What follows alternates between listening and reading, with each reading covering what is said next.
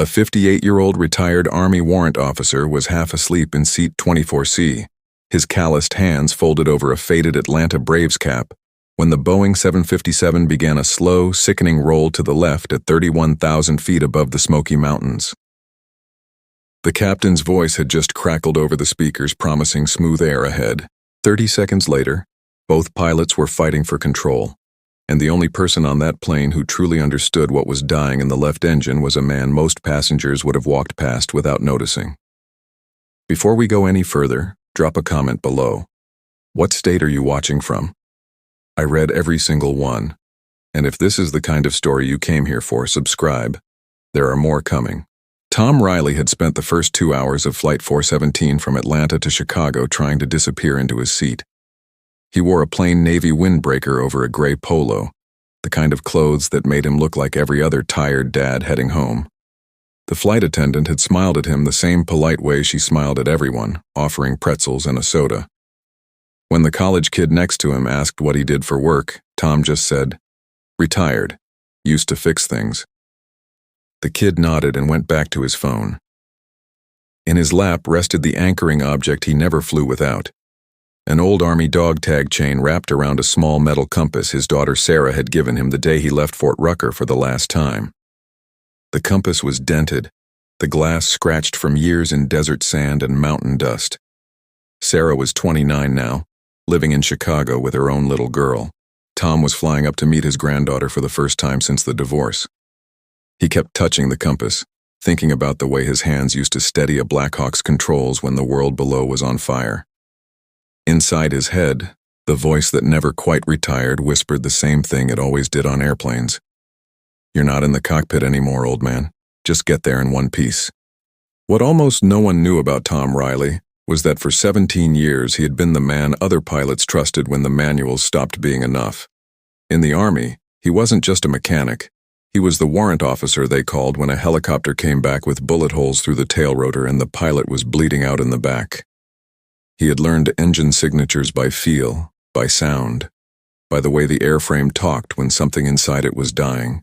He remembered a night in Kandahar, the rain hammering the hangar roof while his mentor, Chief Warrant Officer 5 Ray Morales, stood beside a smoking UH-60.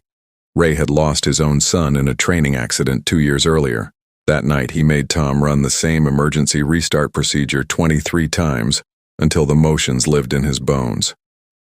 "You think you'll never need this, Tommy," Ray had said, wiping grease from his hands. "But the sky doesn't care what your job title is. When she turns on you, she'll take everything unless you already decided you're willing to give more." Tom had laughed then and asked when a crew chief would ever have to fly a broken bird home. Ray only looked at him for a long moment and said, "The day you have no choice." That memory lived in Tom's chest like a second heartbeat. The surprising thing most passengers don't know is that on modern airliners, the engines can sometimes keep running even after they've technically failed, if the right combination of altitude, airspeed, and fuel flow is maintained.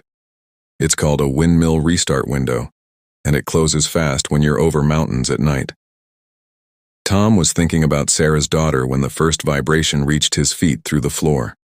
The cabin lights were warm. Outside the window, the last of the sunset painted the clouds in deep orange and purple. 2 rows ahead, a young mother was showing her toddler how to make shadow animals on the seatback with the reading light. In the row across the aisle, an older couple held hands, the wife's thumb gently stroking her husband's wedding band. Everything felt ordinary. Up in the cockpit, Captain Denise Hargrove and First Officer Michael Park were trading quiet jokes about their kids' soccer games. The autopilot was flying smoothly. Then the left engine's vibration monitor began climbing. At first it looked like nothing, just a blip. Tom felt it before anyone announced it. The rhythm changed in the floor beneath his boots, a subtle harmonic that didn't belong. He sat up straighter, ears straining the way they had in the desert when the sound of incoming mortars was still 2 seconds away. He told himself he was imagining it. The first chime sounded.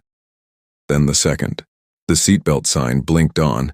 Captain Hargrove's voice came over the speakers, calm but tight.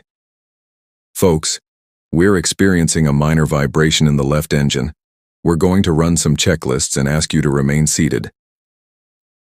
Tom watched the flight attendants move with practiced calm, but he saw the way one of them gripped the galley counter a second too long. The plane rolled slightly again, correcting. The vibration was getting worse. In the cockpit, procedures were failing. The left engine wasn't just vibrating. It was losing thrust in a way the books didn't neatly explain. Captain Hargrove, a 20-year veteran, was starting to sweat. First Officer Park was running the QRH, the Quick Reference Handbook, but the numbers weren't adding up. Then Hargrove clutched her chest, her face going pale. She managed to say, "Mike," before slumping forward against her harness.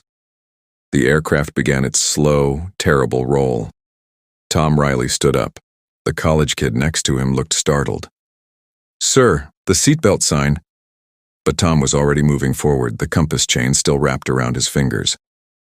A flight attendant tried to stop him gently. "Sir, please return to your seat." He looked her in the eyes. "Ma'am, the captain is incapacitated and that engine is about to flame out completely. I know how to keep us in the air. Let me help. Stay with me here because what happens in the next few minutes is the part nobody talks about. And once you hear it, you won't be able to forget it. I want you to think about what you would have done in his position. Hold on to that thought." They didn't believe him at first. The flight attendant radioed the cockpit.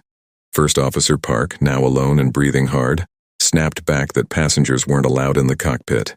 Tom spoke clearly into the handset the attendant handed him. "Listen to me, son. N1 on the left is dropping below 20% and the EGT is spiking. You've got maybe 4 minutes before it seizes and takes the hydraulics with it.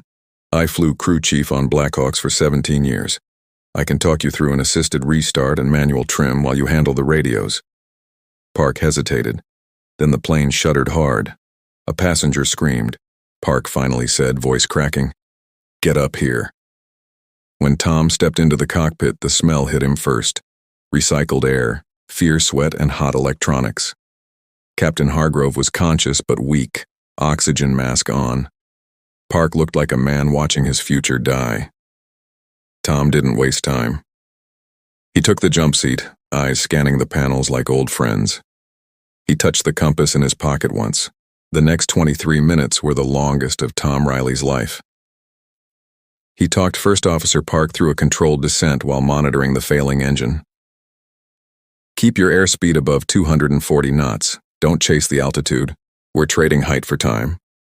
His voice stayed steady even as his heart hammered against his ribs. The left engine was coughing now, flames visible out the window in the dark. Park's hands shook on the yoke. "I wasn't trained for this exact failure."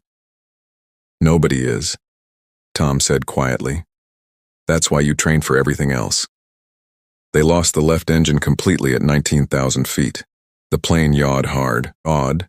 Tom reached across and adjusted the rudder trim with practiced fingers, something Park hadn't even considered yet.